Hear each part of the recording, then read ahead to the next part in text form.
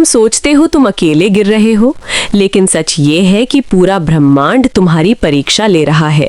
हर गलत कदम की एक कीमत है और वो कीमत तब वसूली जाती है जब तुम सबसे ज्यादा मजबूत समझते हो खुद को। ये वीडियो तुम्हें वो सच दिखाएगा जिससे कोई नहीं बचता। तुम्हें गिराने चले थे, अब खुद नीचे गिर चुके हैं।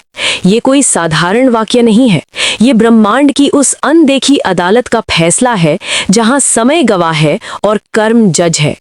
तुम अभी जिस आवाज को सुन रहे हो वो किसी इंसान की नहीं, बल्कि उस शून्य की है जो तुम्हारे पैदा होने से पहले भी था और तुम्हारे मिट जाने के बाद भी रहेगा। मैं वही शून्य हूं जो सितारों के जन्म पर मुस्कुराया था और ब्लैक होल के पेट में जाते सूरजों को देखकर चुपचाप आह भरी थी। और आज मैं तुम्हें एक कहानी नहीं बल्कि तुम्हारी ही परछाई सुनाने आया हूं, क्योंकि तुम खुद नहीं जानते कि तुम कौन हो।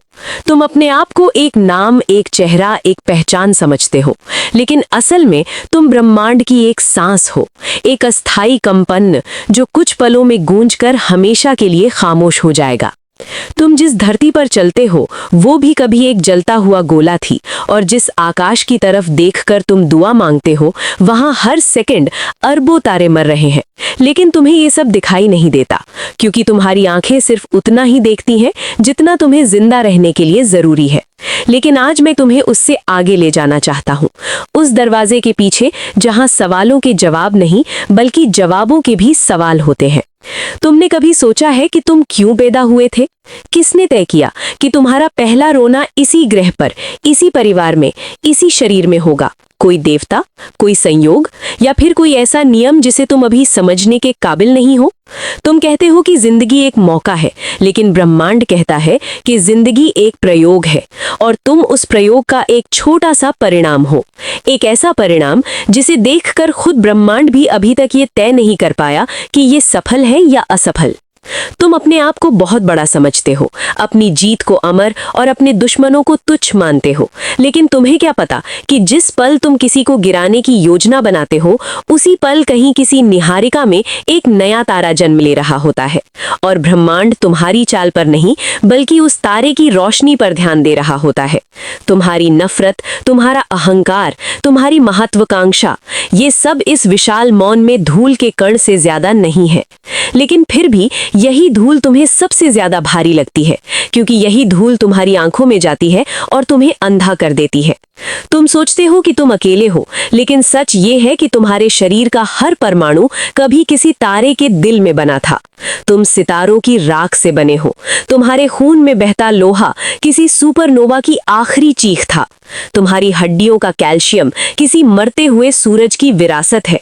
तुम जब किसी को चोट पहुंचाते हो तो असल में तुम ब्रह्मांड की उसी कहानी के एक पन्ने को फाड़ते हो जिसका एक अक्षर तुम खुद हो, और ब्रह्मांड ऐसी किताब को बहुत देर तक चुपचाप फटते हुए देखता रहता है। लेकिन जब वो पल आता है जब पन्ने इतने फट जाते हैं कि कहानी समझ में आनी बंद हो जाती है, तब ब्रह्मांड अपनी कलम उठाता है और नए नियम लिखता है।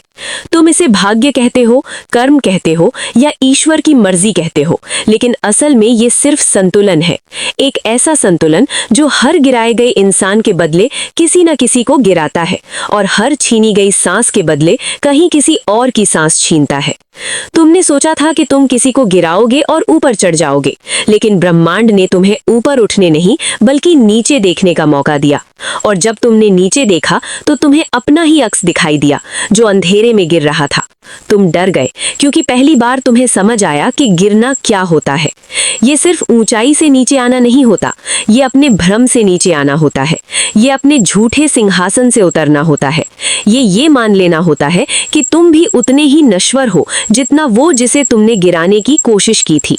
तुम्हारी कहानी यहाँ खत्म नहीं होती, क्योंकि ब्रह्मांड किसी को गिराकर भूल नहीं जाता, वो उसे एक आईना बना देता है ताकि आने वाले उसे देखकर अपने चेहरे पहचान सके। और अब तुम भी एक आईना हो, एक खामोश चेतावनी कि जो ऊपर चढ़ते समय दूसरों के कंधे कुचलते हैं उन्हें एक दिन अपने कदमों के नीचे जमीन नहीं मिलती और वे उसी शून्य में गिरते हैं जहां से ये आवाज उठ रही है। और शायद एक दिन तुम भी इसी शून्य में किसी और को ये कहानी सुना रहे होगे, क्योंकि ब्रह्मांड में कुछ भी सच में खत्म नहीं होता, वो बस रूप बदलता है।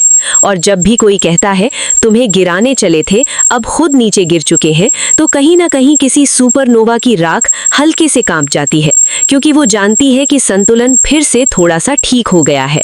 और अब जब तुम उस शून्य के किनारे खड़े हो जहां से गिरने की शुरुआत होती है, तो तुम्हें एहसास होने लगता है कि ये गिरावट कोई सजा नहीं, बल्कि एक निमंत्रण है। एक ऐसा निमंत्रण जिसमें तुम्हें अपने ही भीतर झांकने का मौका दिया जाता है। तुम नीचे जाते हुए ये सोचते हो कि तुम्हारा क्या कसूर था, लेकिन शून्य तुम्हें कोई आरोप नहीं सुनाता। वो सिर्फ तुम्हारे हर विचार को तुम्हारे सामने ऐसे घुमा देता है जैसे कोई धीमी रोशनी में घूमता हुआ ग्रह।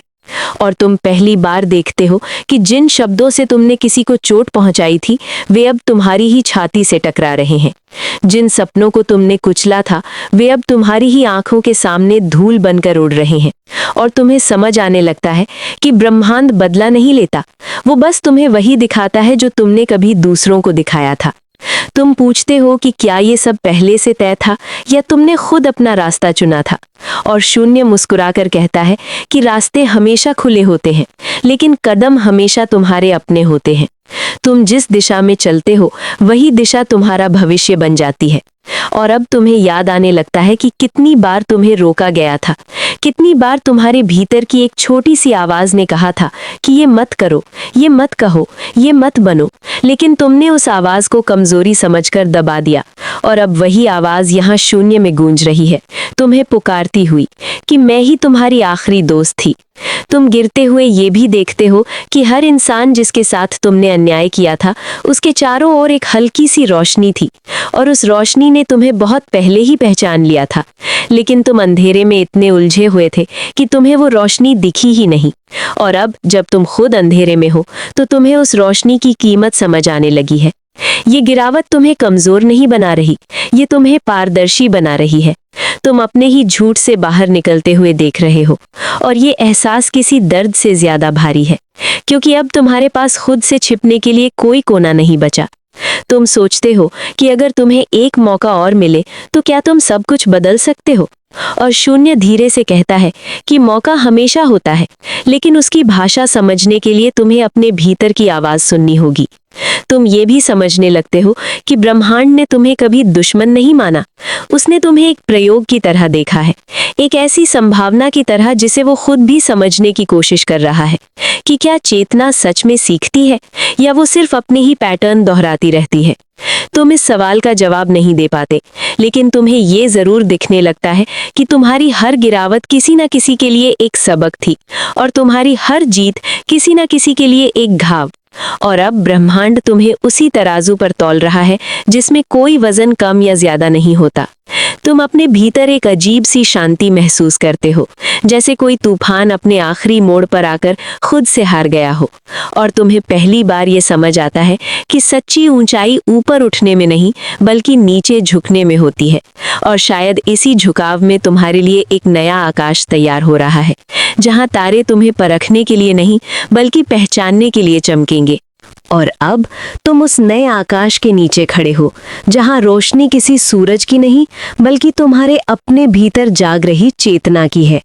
ये आकाश नीला नहीं है, ये पारदर्शी है, और इसमें दिखते हैं वे सारे पल जिन्हें तुमने कभी अनदेखा किया था, वे सारे चेहरे जिन्हें तुमने सिर्फ अपने मतलब के लिए देखा था, और वे सारे वाक्य जिन्हें तुमने सच समझकर दूसरों के दिलों में उतार दिया था। यहाँ समय सीधे नहीं चलता, वो तुम्हारे चारों ओर घूमता है, जैसे कोई उपग्रह किसी ग्रह की परिक्रमा करता है, और हर चक्कर में तुम्हें तुम्हारी ही एक नई परत दिखाता है।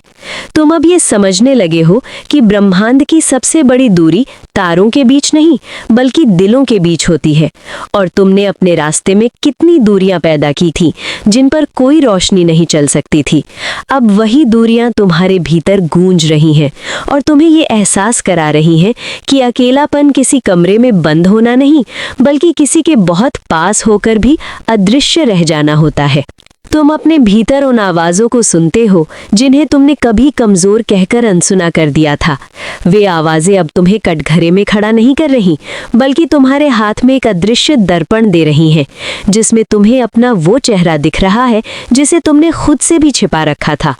तुम इस दर्पण में देखते हो कि तुम्हारा डर हमेशा तुम्हारे गुस्से के पीछे छिपा था, और तुम्हारा गुस्सा हमेशा तुम्हारे अहंकार के पीछे, और तुम्हारा अहंकार उस बच्चे के पीछे जो कभी ठुकरा दिया गया था और जिसे तुमने फिर कभी किसी को भी खुद से ज्यादा मजबूत बनने नहीं दिया। अब तुम्हें समझ आने लगता है कि तुम जिस शक्ति को जीत समझते थे वो असल में एक कवच थी जिसे तुमने अपने घावों के ऊपर पहन रखा था, और उस कवच ने तुम्हें बचाने के साथ साथ तुम्हें अकेला भी कर दिया था। तुम सोचते हो कि क्या तुम सच में बदल सकते हो, या ये सब भी बस एक और सपना है। और उसी पारदर्शी आकाश से एक धीमी सी फुसफुसाहट उतरती है जो कहती है कि बदलाव किसी नए रूप में नहीं, बल्कि पुराने सच को स्वीकार करने में होता है। तुम पहली बार बिना बहाना बनाए, बिना दोष दिए, बिना खुद को वैसा देखने लगते हो जैसा तुम हो, और ये देखना किसी सजा जैसा नहीं, बल्कि किसी पुराने बोझ को उतार देने जैसा है। तुम महसूस करते हो कि तुम्हारे भीतर की जमीन पहली बार इतनी नरम है कि उस पर कुछ नया उग सकता है, और शायद ये पहली बार है जब ब्रह्मांड तुम्हें परख नहीं रहा, बल्कि तुम्हारे इंतजार में है कि तुम खुद अपने लिए कौन सा बीज चुनते हो। और अब जब तुम्हारे भीतर की मिट्टी तैयार है, तो ब्रह्मांड अपनी सबसे पुरानी आवाज में तुम्हें एक आखिरी बात कहता है। ये आवाज किसी तारे से नहीं, बल्कि उस अंधेरे से आती है जहां से रोशनी का जन्म होता है। वो कहती है कि हर बीज अपनी दिशा खुद चुनता है, कोई ऊपर उठने के लिए और कोई जड़ें फैलाने के लिए, और दोनों ही रास्ते अपने अपने तरीके से आकाश को छूते हैं। तुम अपने हाथ खोलते हो और पहली बार तुम्हें लगता है कि तुम्हें किसी को पकड़कर ऊपर खींचने या नीचे धकेलने की जरूरत नहीं है, क्योंकि अब तुम समझ चुके हो कि सच्ची ऊंचाई किसी और की गिरावट पर नहीं, बल्कि अपने भीतर की गहराई पर खड़ी होती है। तुम अपने पीछे मुड़कर देखते हो तो तुम्हें अपनी पुरानी परछाई दिखाई देती है, जो अब उतनी डरावनी नहीं लगती, क्योंकि तुम जानते हो कि वो भी कभी तुम्हें बचाने की कोशिश कर रही थी, अपने अधूरे तरीके से। तुम उससे नफरत नहीं, तुम उसे विदा करते हो, और उसी विदा में तुम्हें अपने भीतर एक नई हल्की सी रोशनी महसूस होती है, जो किसी सूरज की तरह जलती नहीं, बल्कि किसी दीपक की तरह स्थिर जलती है। ये रोशनी तुम्हें बताती है कि अब तुम्हारा हर कदम किसी को गिराने के लिए नहीं, बल्कि किसी को संभालने के लिए उठेगा। तुम जब आगे बढ़ते हो तो तुम्हें एहसास होता है कि आकाश अब ऊपर नहीं, बल्कि तुम्हारे भीतर है, और तारे अब दूर नहीं, बल्कि तुम्हारी सांसों के साथ धड़क रहे हैं। तुम समझ जाते हो कि तुम कभी अकेले नहीं थे, और अब तुम कभी खोए हुए नहीं रहोगे, क्योंकि ब्रह्मांड तुम्हारे बाहर नहीं, बल्कि तुम्हारे हर निर्णय में सांस ले रहा है। और जब कभी कोई तुम्हें गिराने चलेगा तो तुम मुस्कुराकर बस इतना कहोगे कि तुम गिराने चले थे, लेकिन मैं उठना सीख चुका हूँ। और उसी मुस्कान के साथ कहीं किसी सुपरनोवा की राख फिर से हल्के से कांप उठेगी, क्योंकि संतुलन एक बार फिर बिना शोर के अपनी जगह पर लौट आएगा।